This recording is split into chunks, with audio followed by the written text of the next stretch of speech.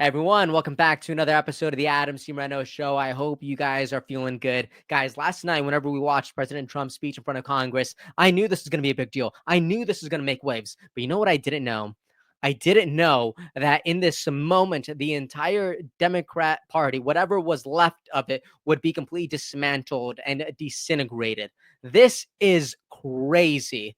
Guys, what ended up happening at that speech gave the American people so much material and confidence in President Trump, but it also exposed something raw and imperfect in the Democrat Party. It exposed it, it left fractures in their mind, and it left such a profound distaste in how they are seeing their elected officials. So let's go ahead and talk about it. Like, look at this. This is on CNN. Look at this reaction to President Trump's speech. 44% of people had a very positive experience with it. And 25% of people had a somewhat positive experience. Look at this. Only 31% of people say that they actually reacted negatively. That is crazy. Are you kidding me? This is on CNN. CNN is reporting this. There's no echo chamber anymore. This is real. This is just the American people. This is the reflection that the American people have on President Trump right now. And this just speaks so much volumes. So let's go ahead and get into it. Also, I would love to say this. I just want to thank every single person who has become a paid subscriber to the newsletter. It's one of the best ways you can support what I do, support these conversations that we're elevating and the stories that we share all across the world. It means so much. If you want to become a paid subscriber, I invite you to, if you really want to support what we're building over here. So let's go ahead and jump right in with Caroline Levitt. This is amazing. The behavior of Democrats last night was completely disgraceful and demonstrated how severely out of touch they are with the American public. It was the most shameful moment in the history of presidential addresses in that beautiful chamber. In what was supposed to be a unifying moment for our country, Democrat members of Congress instead screamed at the President of the United States, who was just overwhelmingly reelected by their constituents, walked out of the chamber, and worst of all, they disrespected the American people. Democrats didn't stand to keep men out of women's sports. They couldn't even clap for a girl who got her head smashed in by a man on a volleyball court. Democrats didn't stand for an innocent and beautiful child who is surviving brain cancer. They opposed eliminating taxes on tips and Social Security. They didn't stand in favor of cutting taxes for hardworking Americans. They couldn't even clap for two mothers whose daughters were killed by illegal aliens. One of the only things that could get Democrats off their feet last night was cheering for Ukraine, not for America. Last night was a very clarifying moment for our country. The Democrats exposed themselves as the party of insanity and hate, the party that wants to put America last. They've allowed their Trump derangement syndrome to stop them from celebrating America and our people, and we will not allow them to forget that. And it's not just the Democrat Party. The mainstream media still doesn't get it. Last night, MSNBC's Nicole Wallace disgustingly looped in a 13-year-old boy with brain cancer into an attack on the president over January 6th. And CNN's first chyron out of the speech called it divisive. President Trump wasn't divisive. The Democrats were. And CNN was proven wrong by their own viewers, 69% of whom, in a post-speech poll, said they had a positive reaction to the president's speech.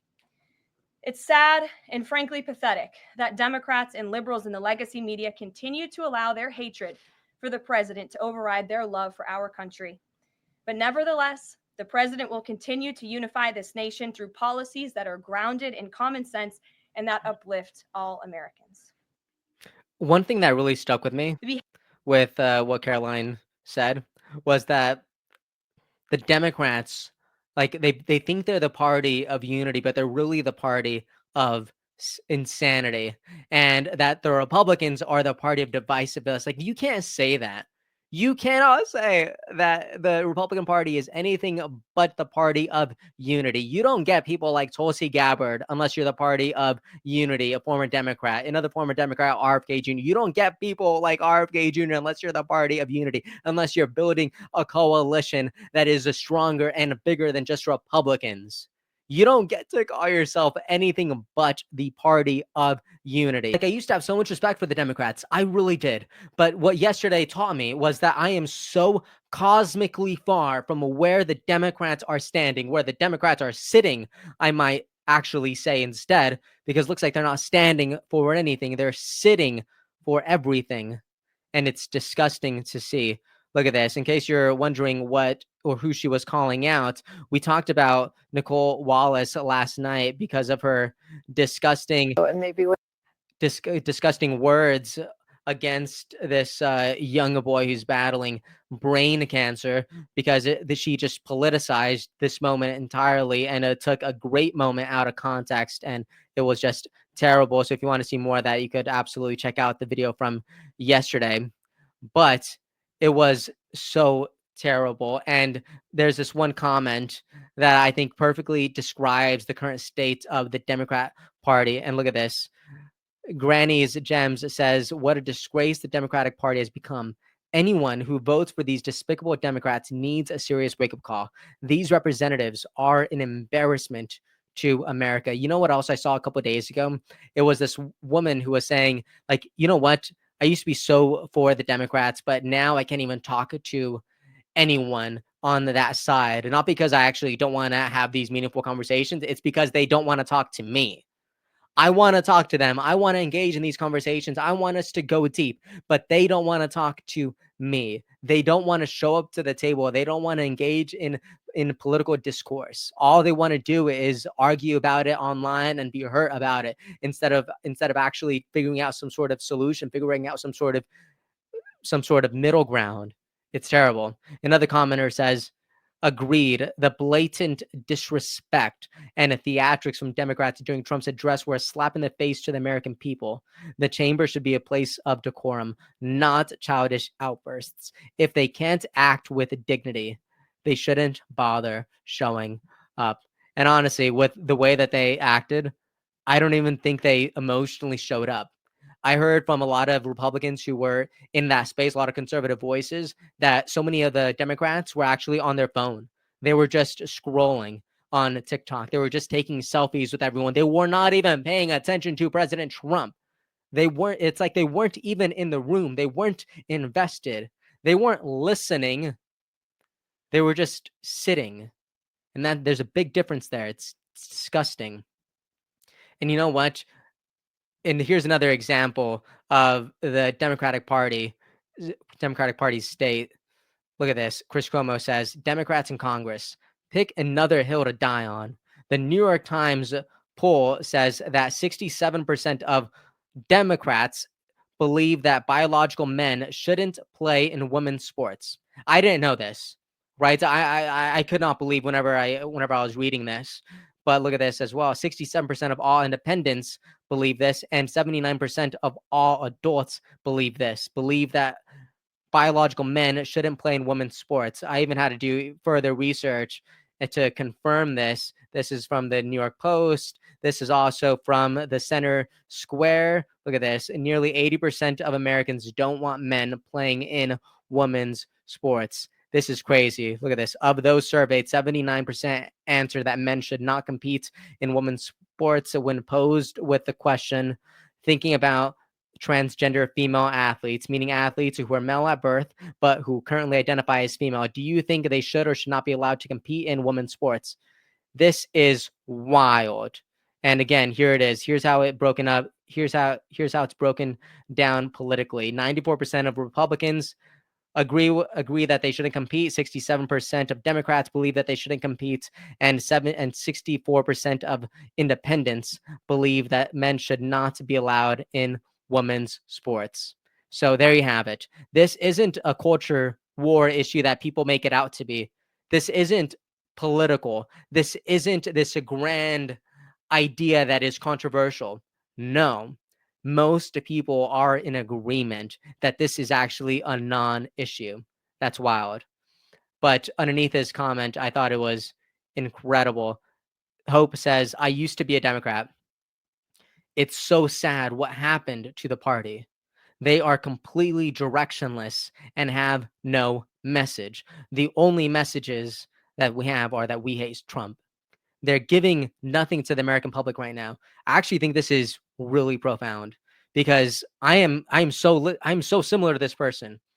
I had so much hope for the Democrats at one point, and I remember a strong Democratic Party. I do.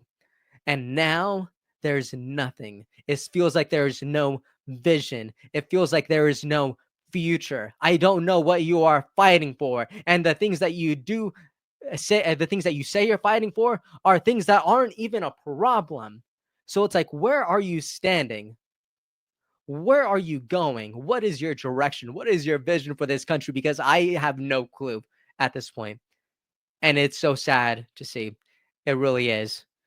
But I really do believe that what we saw last night with President Trump, the material that came from this speech, the act that we saw with how our elected officials in the Democratic Party are acting and behaving in that space, I think this gives people everything that they need to know and understand about the current state of the Democrat Party. But let me know what you thought about all this. I know this is kind of a rant and it was a little bit messy, but nonetheless, I do think this is a really, really important topic to talk about right now. So let me know what you thought about it. And also, please, guys, please subscribe to the newsletter. It's one of the best ways you could help me out. I have a lot of great articles on there. And like I said, it's completely free to sign up. But if you do want to become a paid subscriber, if you want to go from being a viewer to being an investor in what we're building and elevating these conversations and getting it out across the world, that would really, really mean the world to me. But let me know what you thought about this in the comment section, and I will see you all next time. Hope you have a great and wonderful day or night, because guys, people across the world watch these videos. It is crazy. It's like every day I see more comments like, I'm watching from Australia, I'm watching from Belgium, and I'm over here like about to go to sleep, and people are like, good morning, it's great to see you. And I'm like, this is amazing. The community that we're building here is actually really, really phenomenal and profound. And I believe in this space. I believe in what we're doing. And I just believe that a strong America leads to a strong world and a strong planet. And I just think this is amazing. I really think these conversations help push not only America forward, but help push humanity forward.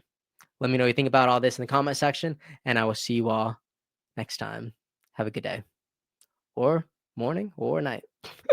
Episode's over already? Geez, that was fast. Well, they say beautiful things do not last forever, but feel free to watch and listen to another one of these episodes if you're interested in those conversations as well. Also, this next part is huge. Make sure to obliterate that like and subscribe button and turn on the notification bell so you never skip a beat. I also have a newsletter where we dive into the news, politics, and ideas that shape our future. If you're interested in signing up, I'd really appreciate that. Anyways, that's the end of this episode. Thank you so much for watching and listening, and I'll see you next time.